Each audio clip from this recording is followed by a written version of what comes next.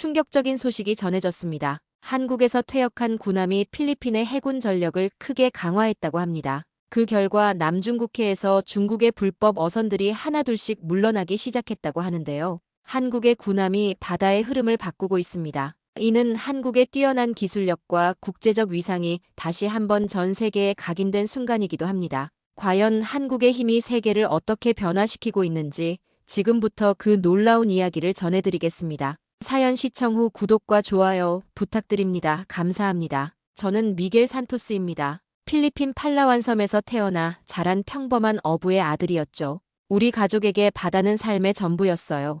아버지와 형 카를로는 매일 아침 일출과 함께 배를 타고 나갔고 어머니는 그들이 잡아온 생선을 시장에서 팔았답니다. 그날도 평범한 아침이었어요. 15살이던 저는 학교에 가기 위해 준비하고 있었고 23이던 형은 아버지와 함께 배를 타고 나갔죠. 그런데 그날 형은 돌아오지 않았어요. 미겔, 오늘은 집에 있어. 아버지가 창백한 얼굴로 말씀하셨어요. 평소와 달리 혼자 돌아오신 아버지의 모습에 가슴이 철렁 내려앉았답니다. 그날 아버지는 떨리는 목소리로 모든 걸 설명했어요. 팔라완 섬 근처 해역에서 조업하던 중 중국 불법 어선과 마주쳤다고요. 우리 작은 어선은 그들의 큰 배에 비할 바가 아니었죠. 형은 그들과 언쟁을 벌이다 바다에 빠졌고 중국 선원들은 그를 구조하지 않았답니다. 우리 카를로가 아버지의 말은 흐느낌으로 끊겼어요. 다음 날부터 마을 사람들과 해안경비대가 수색을 시작했지만 형의 흔적은 찾을 수 없었어요.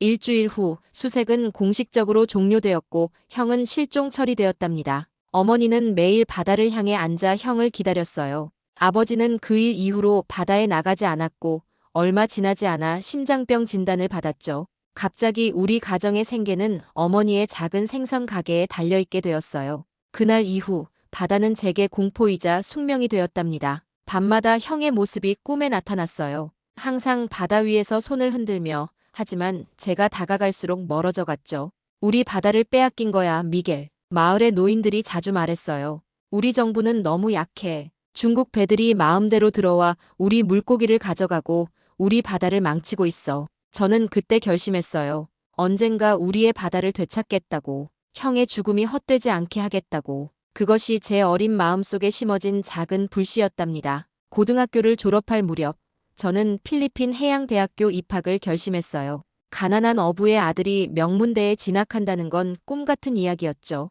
하지만 좋은 성적 덕분에 장학금을 받을 수 있었고 틈틈이 아르바이트를 하며 학비를 모았답니다. 미겔, 정말 해군이 되려고?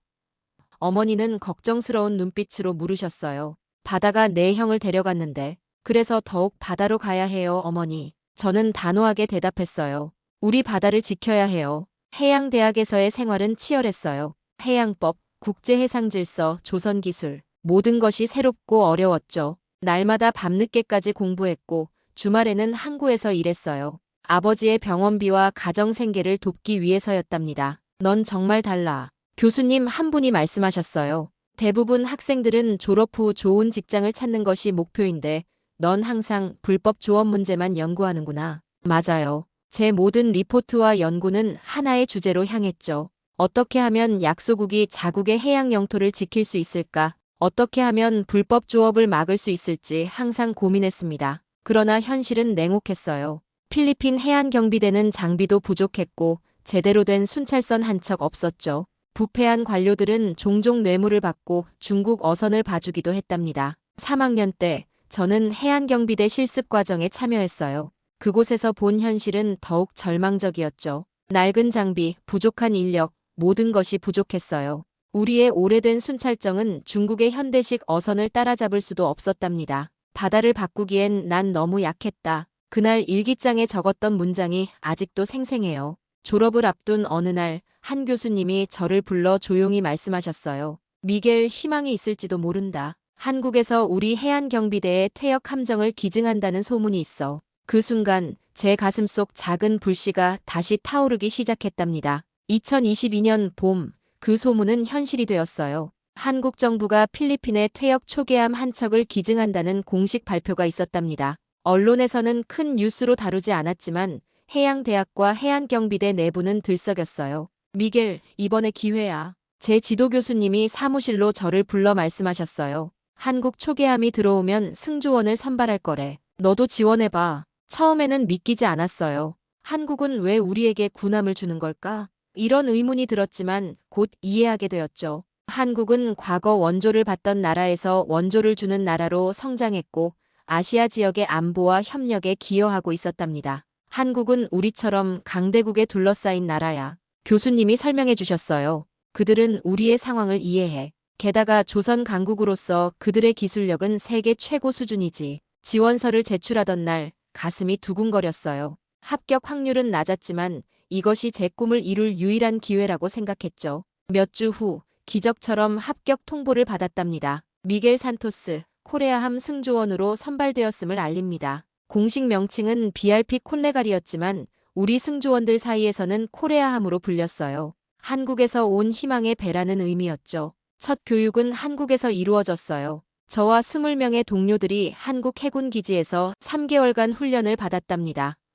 한국 교관들은 엄격했지만 친절했어요. 그들은 단순히 배 운전법만 가르친 게 아니라 해양 영토를 지키는 마음가짐까지 전해주었죠. 이 배는 겉보기에 낡았을지 모르지만 한국 해군이 자랑하는 최고의 초계함이었습니다. 한국 교관이 자부심 가득한 목소리로 말했어요. 이제 이 배는 여러분의 바다를 지키는 등대가 될 것입니다. 훈련을 마치고 필리핀으로 돌아왔을 때 코레아함은 이미 마닐라항에 도착해 있었어요. 흰색과 회색으로 칠해진 그 위용은 정말 압도적이었답니다. 1200톤급의 이 배는 우리 해안경비대가 가진 어떤 배보다도 컸고 성능도 뛰어났죠. 이 배는 낡았지만 내게는 기회였다. 그날 밤 제 일기에 적었던 문장이에요. 필리핀 해군 지휘부는 이 특별한 배에 특별한 임무를 부여했어요. 남중국해 스카보로 암초 북은 우리의 배타적 경제 수역에서 불법 조업을 단속하는 것이었죠. 바로 제 형이 사라진 그 해역이었답니다. 출항 전날 밤 어머니가 전화로 말씀하셨어요. 미겔, 카를로도 너를 자랑스러워할 거야. 그 말씀에 눈물이 났지만 곧 결심을 다잡았어요. 이제 제가 우리의 바다를 지킬 차례였으니까요. 2023년 6월 무더운 여름날이었어요. 코레아함은 스카보로 암초 부근 해역을 순찰 중이었답니다. 저는 레이더실에서 근무 중이었고 갑자기 스크린에 여러 개의 신호가 잡혔어요. 함장님, 불명 선박 4척 발견했습니다. 함장은 즉시 전투 배치를 지시했어요. 쌍안경으로 확인한 결과 그것은 중국 국적의 어선들이었죠. 우리 해역에서 불법으로 조업 중이었답니다. 코레아함의 엔진이 힘차게 울리기 시작했어요. 시속 32노트. 우리가 타본 어떤 배보다 빨랐죠. 중국 어선들도 우리를 발견하고 도주하기 시작했지만 이제 우리에겐 그들을 따라잡을 힘이 있었답니다. 스피커를 통해 중국어와 영어로 경고 메시지가 울려 퍼졌어요. 당신들은 필리핀 배타적 경제 수역에서 불법 조업 중입니다. 즉시 조업을 중단하고 검문에 응하십시오. 그러나 어선들은 계속해서 도주했고 심지어 무전으로 위협적인 메시지를 보내왔어요. 여기는 중국 어선이다. 우리는 중국 해역에 있다. 너희가 침범하고 있는 것이다. 긴장이 고조되었어요. 이런 상황에서 과거 필리핀 해안경비대는 대개 물러났죠. 하지만 이번엔 달랐답니다. 경고 사격 준비. 함장의 명령에 기관포가 작동하기 시작했어요. 어선들 앞쪽 바다에 몇 발의 포탄이 떨어졌고 물기둥이 솟아올랐답니다. 놀랍게도 중국 어선들이 속도를 늦추기 시작했어요. 그들은 이전과 달리 우리가 실제로 행동할 수 있다는 것을 깨달은 것 같았죠. 정선하고 검문에 응하라. 그렇지 않으면 다음 사격은 선체를 향할 것이다. 긴장된 10분 후 모든 어선이 정선했어요. 우리는 보트를 내려 검문팀을 파견했고 불법 어획물과 금지된 어구들을 확인했답니다. 이 어선들을 압류하고 선원들을 체포한다. 그날의 작전은 완벽한 성공이었어요. 불법 어선 4척을 모두 납포하고 선원 52명을 체포했죠. 필리핀 해안경비대 역사상 가장 큰 단일 작전 성공이었답니다. 마닐라로 돌아온 후 저는 현지 방송국 인터뷰에 응했어요. 이번 작전의 성공 요인이 무엇이라고 생각하십니까? 잠시 생각한 후 대답했답니다. 이 배가 있었기에 우리도 드디어 지킬 수 있었습니다. 한국에서 온 이 배는 단순한 선박이 아닙니다. 우리의 주권을 지키는 의지와 힘의 상징입니다. 그날 밤 침대에 누워 천장을 바라보며 생각했어요. 형이 살아있다면 얼마나 자랑스러워했을까? 드디어 우리는 스스로 바다를 지킬 수 있게 되었으니까요. 작전 성공 이후 며칠 동안 코레아함은 마닐라항에 정박해 있었어요. 장비 점검과 보급을 위해서였죠. 저는 휴가를 얻어 팔라완 섬 고향에 다녀오기로 했답니다. 집으로 가는 페리선에서 문득 창밖 바다를 바라보았어요. 햇빛에 반짝이는 푸른 바다는 평화로워 보였지만 그 아래에는 얼마나 많은 이야기가 숨겨져 있을지 문득 형의 모습이 떠올랐답니다. 고향에 도착하자 어머니가 반갑게 맞아주셨어요. 오랜만에 본 어머니의 머리카락은 더 하얘졌고 아버지는 의자에 앉아 약하게 미소 지으셨어요. 아들, 내가 정말 자랑스럽구나. 카를로도 하늘에서 보고 있을 거야. 그날 저녁 어머니는 오래된 나무 상자를 꺼내왔어요. 형의 유품이었죠. 상자 안에는 형의 일기장, 사진들, 그리고 낡은 나침반이 있었답니다. 나침반 뒷면에는 작은 글씨로 항상 집을 향해라고 새겨져 있었어요. 이건 내 할아버지가 카를로에게 준 거란다. 이제 내 차례구나. 밤늦게까지 형의 일기장을 읽었어요. 마지막 페이지에는 실종 전날의 기록이 있었습니다. 내일은 좋은 날이 될 것 같다. 많은 물고기를 잡아서 미겔 대학 갈 때 학비 걱정 없게 해야지. 가슴이 무너져 내리는 것 같았어요. 형은 항상 저를 위해 희생했던 거였죠. 다음 날 새벽, 저는 혼자 작은 보트를 빌려 바다로 나갔어요. 형이 사라진 해역으로 향했죠. 마을에 노인 한 분이 말렸지만 저는 꼭 가봐야 했어요. 그곳에서만 형에게 제 마음을 전할 수 있을 것 같았거든요. 파도 소리만 들리는 고요한 바다 위에서 형의 나침반을 꺼내 들었답니다. 나침반 바늘은 흔들리다가 마침내 한 방향을 가리켰어요. 마치 형이 있는 곳을 알려주는 것 같았죠. 바다에 조용히 국화 한 송이를 던졌어요. 꽃은 천천히 가라앉으며 푸른 심연 속으로 사라졌답니다. 돌아오는 길, 문득 하늘에서 무지개가 보였어요. 구름 사이로 빛이 쏟아지는 모습이 마치 형이 미소 짓는 것 같았죠. 마닐라로 돌아온 날, 저는 함장실에 찾아가 조용히 부탁드렸어요. 다음 출항 때 스카보로 암초 부근에서 잠시 멈춰 조기를 올릴 수 있게 해달라고요. 함장님은 아무 말 없이 고개를 끄덕이셨답니다. 그렇게 저는 형과의 화해를 이루었어요. 더 이상 바다를 두려워하지 않게 되었죠. 이제 바다는 슬픔이 아닌 희망의 상징이 되었답니다. 코레아함의 첫 작전 성공 소식은 빠르게 세계로 퍼져나갔어요.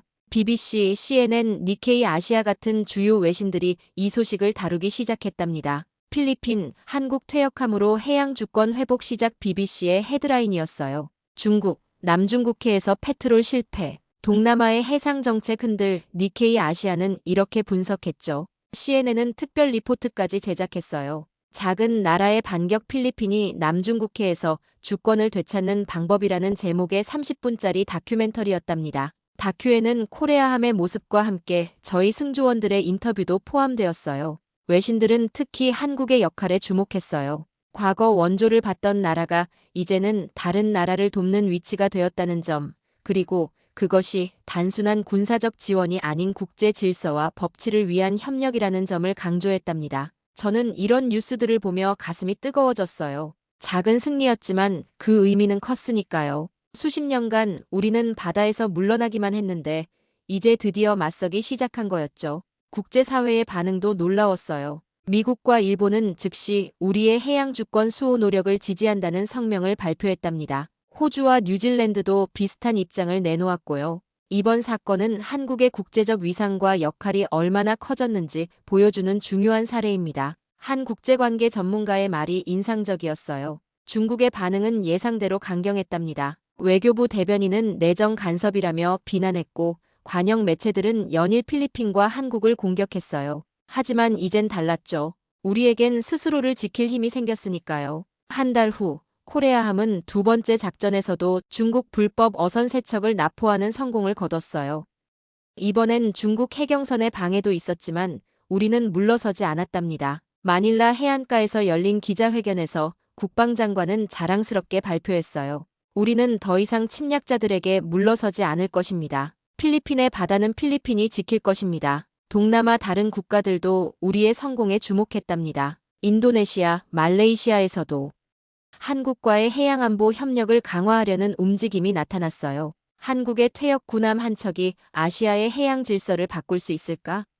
타임즈가 특집 기사의 제목으로 올린 질문이었어요. 그 답은 이미 나오고 있었답니다. 변화는 이미 시작되었으니까요. 페루 해군 함정 몬테로함의 함장 로드리고 가르시아 소령이 코레아함을 방문한 날이었어요. 두 함정은 마닐라 항구에 나란히 정박해 있었죠. 몬테로함도 한국에서 기증받은 퇴역 초계함이었답니다. 우리도 한국 함정으로 해양 안보를 크게 강화했습니다. 가르시아 소령이 말했어요. 콜롬비아 마약 밀수범들도 이제는 우리를 피해 다니죠. 페루의 이야기를 들으며 놀라웠어요. 한국은 단지 우리 필리핀뿐 아니라 페루, 방글라데시, 베트남 등 여러 국가의 퇴역 함정을 기증하고 있었답니다. 이는 단순한 기증이 아닌 신뢰와 우정의 상징이었죠. 한국은 배 하나만 준 게 아닙니다. 가르시아 소령이 진지하게 말했어요. 그들은 국격과 우정을 나눠준 겁니다. 한국 교관들이 알려준 한국의 이야기도 생각났어요. 60년 전만 해도 세계 최빈국 중 하나였던 나라가 어떻게 조선 강국이 되었는지, 전쟁의 폐허에서 어떻게 세계 10위권 경제 대국으로 성장했는지 말이에요. 특히 HD 현대의 이야기가 인상적이었어요. 아무것도 없는 갯벌에서 시작해 세계 최대 조선소를 만들어낸 이야기는 마치 동화 같았죠. 불가능해 보이는 꿈도 끈기와 열정으로 이룰 수 있다는 교훈이었답니다. 한국은 친구를 무장시키는 나라였다. 그날 일기에 적었어요. 코레아함의 성공 이후 필리핀 해군은 한국과 추가적인 함정 도입을 논의하기 시작했어요. 이번에는 기증이 아닌 구매였죠. 한국의 최신 호위함에 관심을 보였답니다. 기술 이전도 함께 진행될 겁니다. 한국 대표단이 설명했어요. 우리의 목표는 필리핀이 스스로 함정을 건조하고 유지할 수 있게 돕는 것입니다. 이것이야말로 진정한 협력의 모습이었어요. 우리 배는 이제 단순한 군함이 아니었어요. 그것은 미래를 향한 희망의 상징이었죠. 한국에서 온 이 작은 선물이 우리나라의 운명을 바꾸고 있었답니다. 마닐라로 돌아오는 길, 창밖으로 펼쳐진 바다를 바라보며 생각했어요. 이제 우리도 언젠가는 한국처럼 다른 나라를 도울 수 있는 나라가 될 수 있을까? 그날이 올 때까지 우리는 배운 것을 잊지 않을 거예요. 형이 그토록 사랑했던 이 바다, 이제 우리의 것이 되어가고 있었답니다. 코레아함 첫 작전 성공 후 저는 필리핀 해양대학교의 특별 강연자로 초대받았어요. 강당에는 장래 해군이나 해안 경비대를 꿈꾸는 젊은 학생들로 가득했답니다. 제가 한때 앉아있던 바로 그 자리예요. 단상에 올라 그들의 눈빛을 마주했을 때 10년 전 저의 모습이 떠올랐어요. 불가능해 보이는 꿈을 안고 있던 풋풋한 학생의 모습이요. 여러분, 바다는 우릴 기다리지 않아요. 목소리를 가다듬고 말했어요. 바다는 언제나 그 자리에 있지만 우리가 지키지 않으면 우리 것이 아니게 됩니다. 학생들의 눈빛이 빛났어요. 그들도 알고 있었죠. 남중국해에서 무슨 일이 벌어지고 있는지, 우리의 바다가 어떻게 위협받고 있는지 말이에요. 이 배를 타는 건 조국을 등에 짊어지는 겁니다. 계속 말했어요. 한국에서 온 코레아함은 단순한 금속 덩어리가 아닙니다. 그것은 신뢰와 우정, 그리고 기술의 결정체입니다. 강연 후 한 학생이 다가와 물었어요. 형제가 불법 어업 때문에 목숨을 잃었다고 들었습니다. 복수하고 싶지 않으셨나요? 잠시 생각했어요. 형의 웃는 얼굴, 그리고 바다에 던졌던 하얀 국화 한 송이가 떠올랐죠. 복수가 아니라 정의예요. 바다는 모두의 것이기에 규칙이 필요합니다. 우리가 하는 일은 복수가 아닌 질서를 세우는 일입니다. 그날 저녁 코레아함으로 돌아와 갑판에서 별을 바라보았어요. 남쪽 하늘의 남십 자성이 유난히 밝게 빛나고 있었답니다. 다음 날 새벽, 우리는 또 다른 작전을 위해 출항했어요. 이제 코레아함 외에도 세 척의 함정이 함께했죠. 한국에서 새로 기증받은 두 척과 자체 건조한 한 척이었답니다. 해가 떠오르는 지평선을 바라보며 지휘석에 섰어요. 5달 전 저는 코레아함의 부함장으로 진급했었죠. 엔진 소리가 울리며 네 척의 함정이 나란히 바다로 나아갔답니다. 필리핀의 국기가 아침바람에 힘차게 펄럭였어요. 이제 우리는 두려움 없이 바다로 나아갈 수 있었죠. 저 멀리 수평선 너머로 새로운 날이 밝아오고 있었답니다. 바다는 더 이상 공포가 아닌 희망의 상징이 되었어요. 한 척의 배가 바꾼 운명, 그리고 바다를 되찾은 날의 이야기는 계속될 것입니다. 오늘 사연은 여기까지입니다. 한국의 퇴역함이 필리핀의 바다를 지켜준 이야기, 여러분은 어떻게 느끼셨나요? 우리의 기술과 도움이 다른 나라에게 이렇게 큰 변화를 가져다 줄 수 있다는 사실에 뿌듯해집니다. 오늘 사연에 대한 여러분의 생각을 댓글로 남겨주세요. 내일도 감동적인 사연으로 찾아뵙겠습니다. 귀한 시간 내주셔서 감사합니다. 지금까지 감동신호등이었습니다.